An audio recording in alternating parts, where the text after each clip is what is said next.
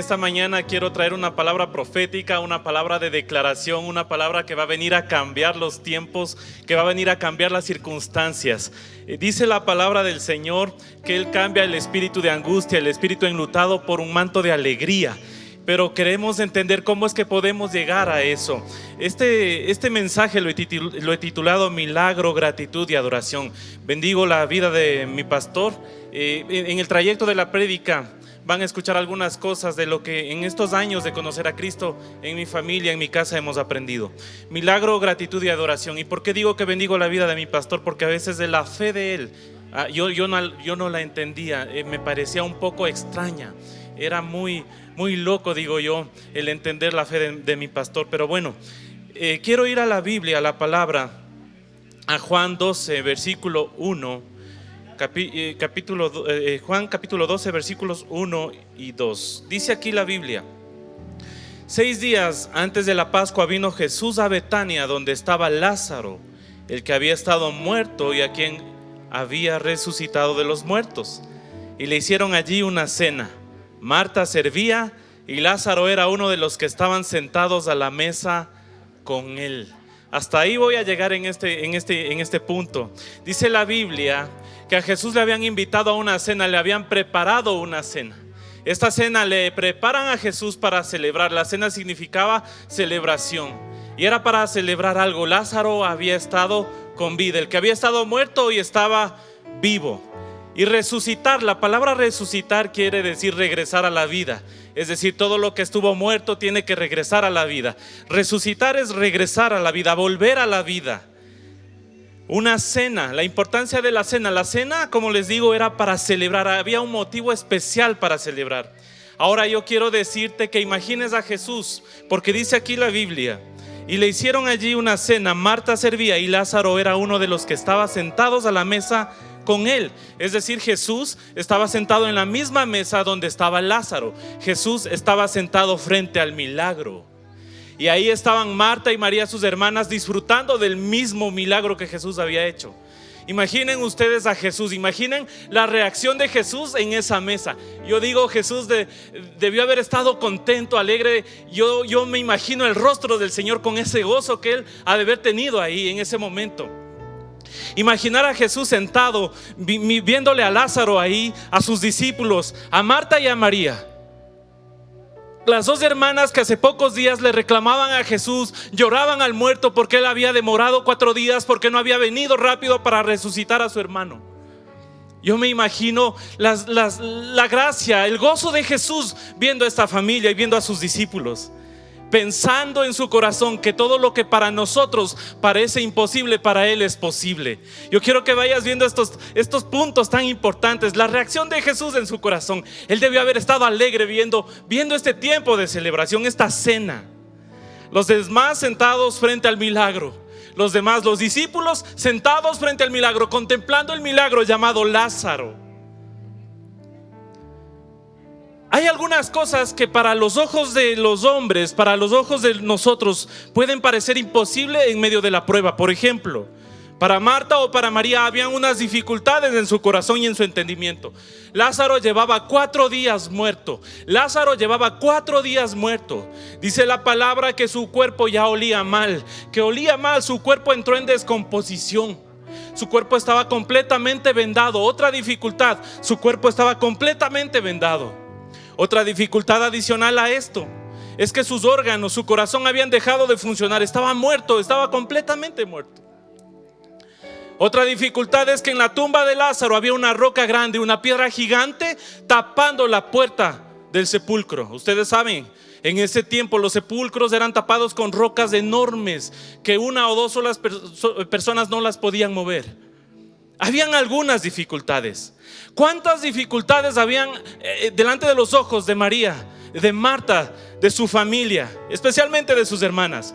Y hoy en esta mañana yo quiero decirte que le pongas nombre a tu dificultad, que puedas reconocer tu dificultad, porque se viene el tiempo, y quiero declararlo, que viene el tiempo donde tú estarás sentado a la mesa celebrando el milagro de Jesús sobre tu vida y sobre tu familia. Viene ese tiempo donde tú vas a estar sentado en la mesa disfrutando del milagro con el mismo mismo Jesús, acompañado de Él, de su gracia, de su favor.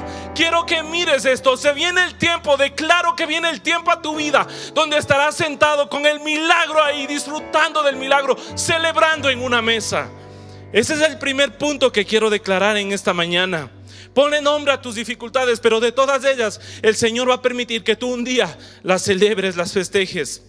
Todo lo que parecía que estaba muerto, el Señor lo va a regresar a la vida. Todo lo que parece que está muerto, tu negocio, tu hogar, y quiero declarar en esta mañana que todo lo que parezca que en tus ojos, en tu corazón está muerto, Dios tiene el poder para regresar a la vida. Todo esto, tu negocio, tu hogar, tu familia, tus hijos, la salud, las finanzas, tu empresa, absolutamente todo basta que el Señor hable como habló a Lázaro y todo regresa a la vida. Resucitar es regresar a la vida. Y si hay algo que en tu vida, en tu familia, en tu entorno murió, el Señor tiene el poder para regresarlo a la vida, para transformarlo.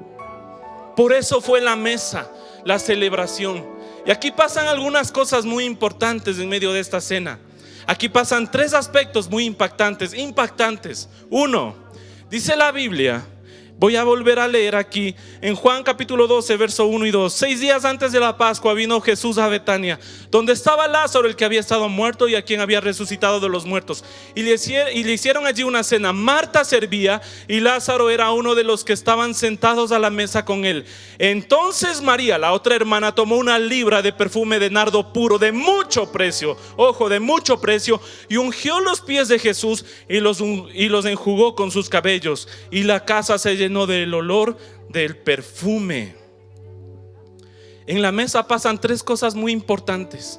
La primera, Marta servía. El servicio muestra gratitud. El servicio es una reacción de gratitud hacia Dios. Yo empiezo a servir porque me siento grato con Él, porque siento gratitud y mi vida se convierte en un servicio hacia Él constante. La que reclamaba el milagro cuando Lázaro estaba muerto, hoy servía. El problema de la iglesia de hoy, el problema de muchas personas, es que reclaman su milagro pero no quieren servir. Y Dios no actúa bajo esa lógica. Dios actúa bajo lo que es de agrado para Él. Dice la Biblia que esta mujer servía a la mesa, servía a Jesús. La celebración en medio de todo, pero ella ya era la que servía en gratitud, porque el hermano que estaba muerto hoy estaba vivo. El problema de la iglesia de hoy es que reclama su milagro pero no quiere servir. Dios no actúa bajo esa lógica. 2, María, la que antes lloraba, hoy adoraba con una ofrenda de alto precio. De alto precio. Dice la Biblia que era un perfume de nardo de mucho valor. El problema de la iglesia de hoy es que reclaman su milagro pero cuestionan las ofrendas, cuestionan el diezmo. Cuando se habla de ofrendas, de diezmo, lo cuestionan. Y yo te quiero decir algo. Si tú te congregas en una iglesia donde no se enseña la ofrenda, donde se cuestiona la ofrenda o el diezmo, sal corriendo de ese lugar. Iglesias donde permiten el pecado, donde el pecado se puede en cierta manera comprender, pero se cuestiona la ofrenda, se cuestiona el diezmo, sal de ese lugar. No te congregues ahí, porque no te están enseñando o no te están permitiendo que puedas ver cómo los cielos se abren de una manera sobrenatural a favor de tu vida y de tu familia. Y mira lo que dice aquí en el mismo capítulo de Juan, en el capítulo 12. Dice aquí en el versículo 3: entonces María tomó una libra de perfume de nardo puro de mucho precio y ungió los pies de Jesús y los enjugó con sus cabellos, y la casa se llenó del olor del perfume. Verso 4: y dijo uno de sus discípulos, Judas Iscariote, hijo de Simón, el que le había de entregar: ¿por qué no fue este perfume vendido por 300 denarios y dado a los pobres? Pero dijo esto no porque se cuidara de los pobres, sino porque era ladrón, y teniendo la bolsa sustraía de lo que se echaba en ella. Judas no cuestionó la ofrenda porque quería dar a los pobres, cuestionó porque él era un ladrón. No podemos cuestionar una ofrenda, no podemos cuestionar la honra a Dios, pero sí pretendemos el milagro. Y la Biblia nos muestra que eso no es lógico, no es lo correcto. Judas terminó con sus ofrendas que les fue a devolver a los sacerdotes de ese tiempo, pero Judas terminó en la horca. María terminó con su ofrenda a los pies de Jesús. Es mejor llevar tus ofrendas, tus sacrificios a los pies del Señor antes que cuestionarlas. Te estoy enseñando lo que dice la palabra. Si no, mira Génesis 22 capítulo 5. Génesis capítulo 22 verso 5. Dice aquí: entonces dijo a Abraham a sus siervos: esperad aquí con el asno, y yo y el muchacho iremos hasta allí y adoraremos y volveremos a vosotros. Mira aquí, mientras Dios decreta sacrificio, escucha bien, mientras Dios decreta sacrificio, mientras Dios le dice: me vas a entregar a tu hijo, al único, me vas a entregar en sacrificio y lo vas a tener que matar. Era un holocausto. Mientras Dios decreta un sacrificio, Abraham declaró adoración. Abraham declara adoración porque él dice a sus siervos, les dice: ok, hasta aquí caminamos juntos, de aquí para allá el muchacho y yo vamos solos, pero iremos, adoraremos y volveremos. Y estos dos siervos fueron testigos del milagro que Dios hizo, porque Isaac regresó con su padre Abraham al lugar de donde él se había despedido de sus siervos.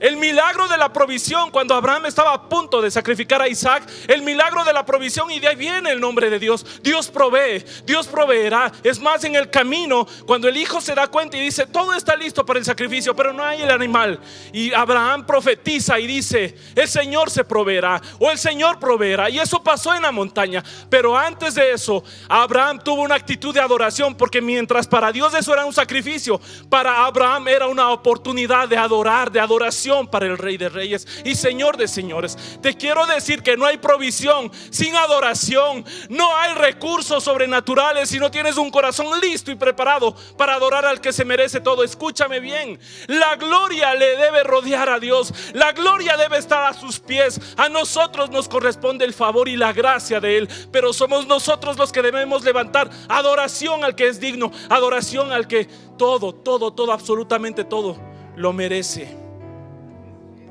Dios decretó sacrificio, pero Abraham confesó adoración, y todos vieron el milagro. Pero escucha, mira, yo te hablaba de cuestionar las ofrendas, ¿no es cierto? O los diezmos, o lo que le corresponde a Dios. Fíjate en la actitud de los dos siervos de Abraham. Dice la Biblia que Judas cuestionó la ofrenda de una de las hermanas de María. ¿Por qué? ¿Por qué este perfume tan caro? Mira dónde estaba el corazón de Judas. ¿Por qué un perfume tan caro si se le hubiera dado esto a los pobres?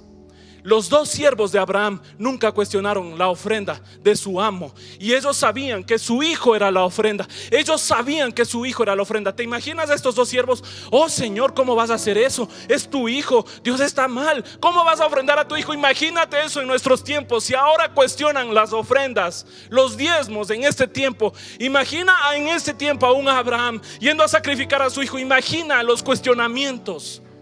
Pero este tema de la adoración, porque estamos hablando de la adoración, este tema de la adoración es algo que tiene que salir de tu corazón hacia Él. Hacia Él. Elías adoró y Dios respondió. Elías adoró, edificó un altar. Dice la Biblia que una lengua de fuego consumió el holocausto, consumió lo que Elías levantó. Pero habían 450 falsos profetas que adoraban a un Dios falso. Y ese altar nunca tuvo respuesta. Mientras tú levantes altares incorrectos dentro de tu casa, no vas a recibir la respuesta de Dios. No se trata solamente de cuestionar la ofrenda o el diezmo. No, se trata de que en casa levantemos buenos altares delante de Dios. Dios no va a responder si yo edifico un altar de pornografía, un altar de masturbación, un altar de estar con otra mujer, un altar donde yo trate mal a mi esposa o a mis hijos o viceversa. Dios no se va a mover con esos altares. Dios no va a responder, porque aquello no es adoración para Él. No depende de cuántos domingos vengamos a la iglesia, de cuántos días estemos ahí, tal vez pensando que le agradamos a Dios, cuando en realidad Él está viendo otros escenarios diferentes. Elías adoró y recibió la respuesta. Y hay algo más. Si tú lees la historia de Elías, dice la Biblia que luego de que Jezabel le amenazó a él. Él caminó 40 días en el desierto, 40 días donde tuvo hambre y donde tuvo sed. Se quedó dormido del cansancio y vino un ángel y le movió al costado y le dijo: hey, levántate. Y le dio agua y le dio un postre y le dijo: come, bebe. Escucha bien, Elías, el mismo Elías, fue alimentado por cuervos. Cuervos traían en su pico carne y pan, y dice la Biblia que lo traían en la mañana y a la tarde. La provisión nunca faltó en Elías. Elías era un hombre que sabía levantar altares de adoración, tenía relación, tenía vínculo, sabía lo que era la relación de adoración con Dios. No cuestionó, jamás cuestionó. Si regresamos a la historia de Abraham e Isaac, tampoco Sara, la Biblia tampoco dice, nada dice de Sara. Sara no refutó lo que Dios le requirió a Abraham. Ahí vemos a una mujer sujeta. La mujer sabia edifica la casa, ¿no es cierto? Entonces vemos a una mujer sujeta, una mujer que guarda sabiduría.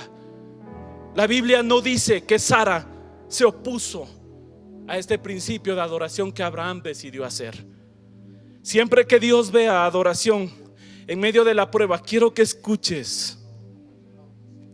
Siempre que Dios vea adoración en medio de la prueba, Dios va a responder. Eso yo lo quiero declarar en el nombre de Jesús. Recibe esta palabra. Siempre que Dios vea adoración en tu vida en medio de la prueba, Él va a responder. Tenemos a un Dios fiel, pero tiene que ver adoración, tiene que ver con tu vida, tiene que ver con tu forma de vida. José adoró y llegó a ser segundo en Egipto. Daniel adoró y llegó a ser librado del foso de los leones, de la muerte. David adoró y venció todas sus batallas. Noé adoró y toda su familia fue salva de la muerte en el diluvio. Pablo adoró y fue librado de la muerte, de las prisiones, de persecuciones. Pablo adoró en la cárcel una noche con Silas. Adoró, dice la Biblia, que cantaba himnos, que cantaba salmos a Dios y oraba. Sin embargo, viene un terremoto de la nada. Viene de la nada un terremoto. Asimismo, de la nada, Dios es especialista en traer la provisión, en resucitar lo que pensabas que estaba muerto. Dios es especialista, tienes que creerlo. De la nada Dios lo hace. Ándate al Génesis. De la nada Dios creó todo con su boca, con la palabra. De la nada no había nada. Y Dios no cambia, Dios no tiene sombra de variación. Ninguno de ellos buscó lo suyo propio. No busques lo tuyo propio, busca la adoración. Mira, yo quiero ser muy responsable con lo que voy a enseñar ahorita. La oración tiene que ser parte de nuestra vida. Somos y necesitamos ser personas de oración. Pedid y se os dará, llamad y se os abrirá. El Señor mismo nos dice: pedid en mi nombre, porque todo lo que has pedido no has pedido en mi nombre. Pidan en mi nombre para que sea hecho. Eso nos enseña Él. Pero pedir justamente se trata de eso. Se trata de pedir: Señor, dame esto. Señor, ayúdame en esto. Señor, dame. Ok, no está mal. Tenemos que ser personas de intercesión. Señor, sánanos, Señor, etcétera. Todo eso está bien. Pero nosotros que somos padres, ¿cómo nos sentimos? ¿Cómo es mejor? ¿Cómo más en nuestro corazón encontramos alegría? ¿Qué? No me estoy explicando bien. Estoy emocionado porque es tan lindo esto. Miren, un padre, ¿cómo se alegra más con sus hijos? Cuando solamente nos piden, o cuando vienen, nos abrazan, nos besan.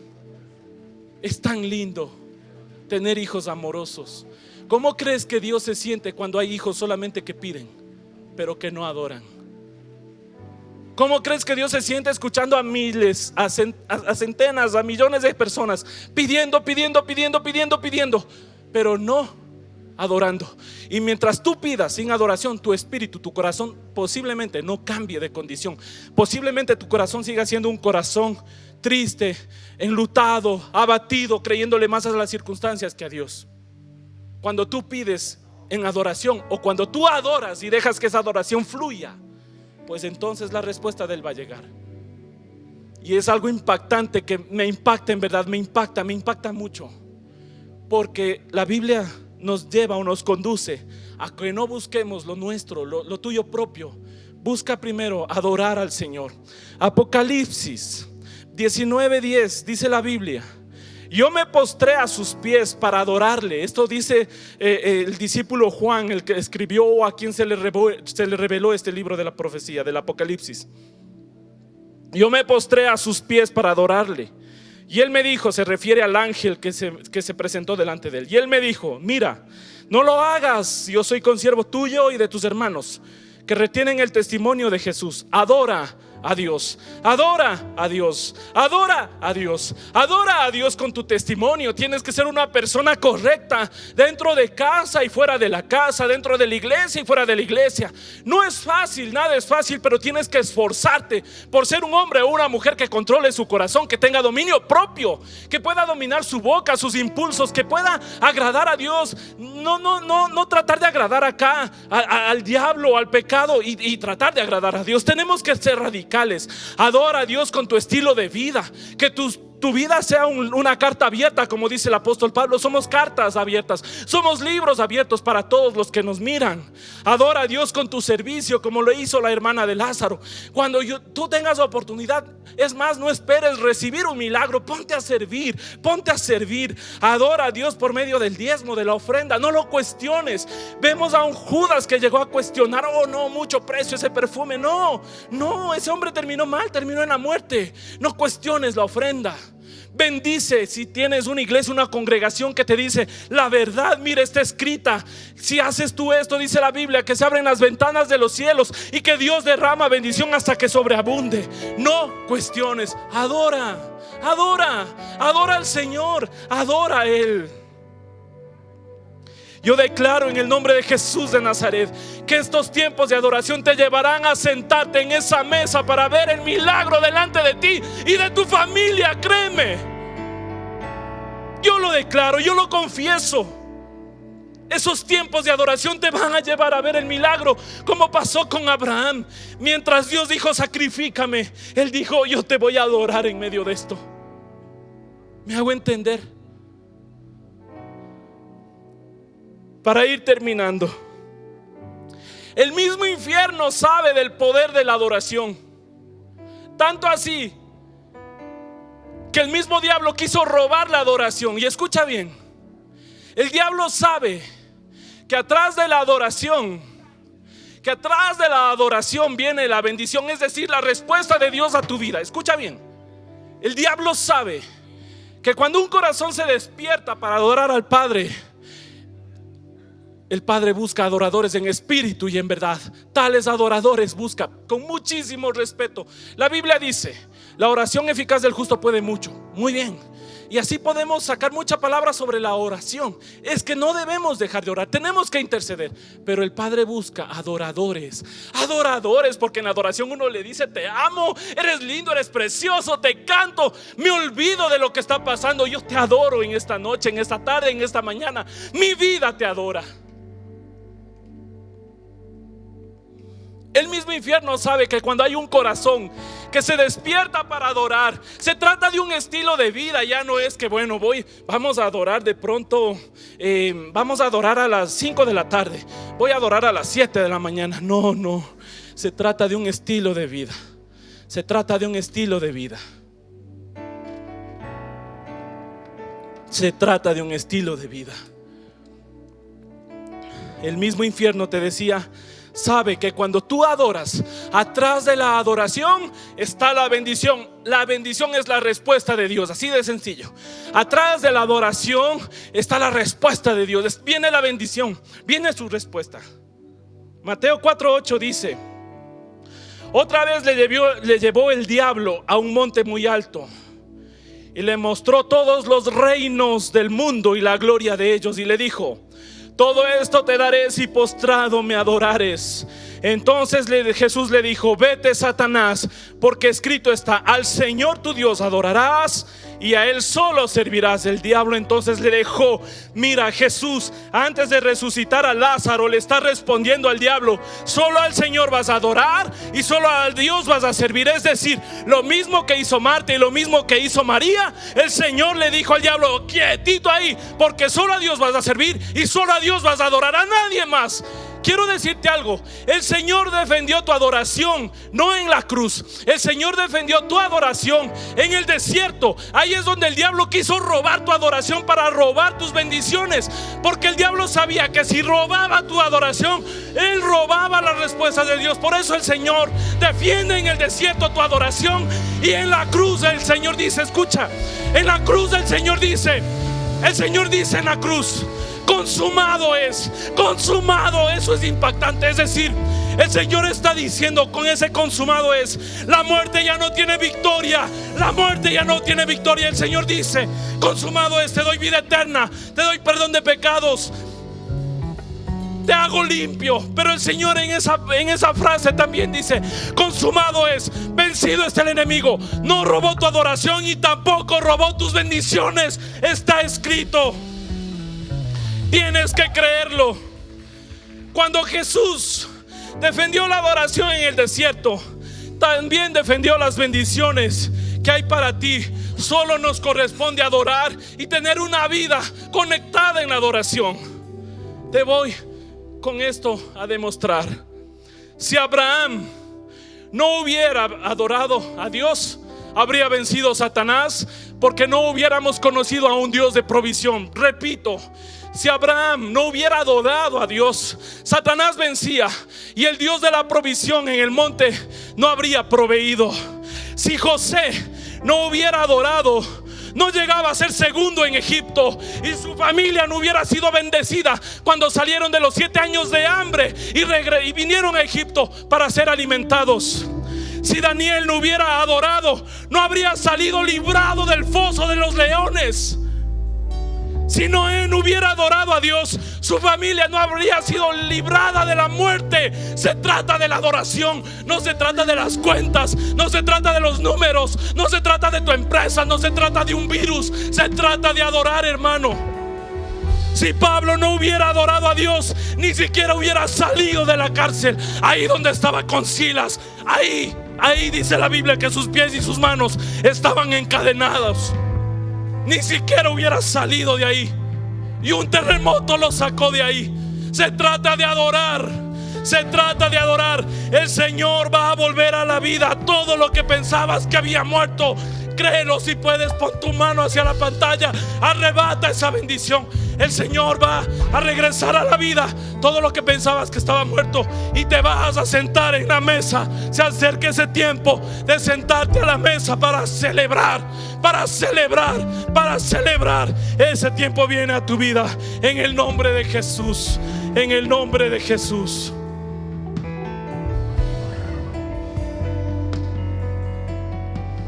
Quiero pedirte ahí donde tú estás en casa, que puedas ponerte de pie. No te quedes sentado ahí en tu casa, ponte de pie. Esto es...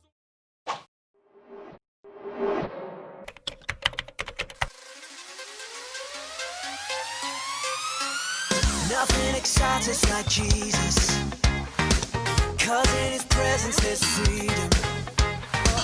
All of our sin is forgiven, so we give to Him the high.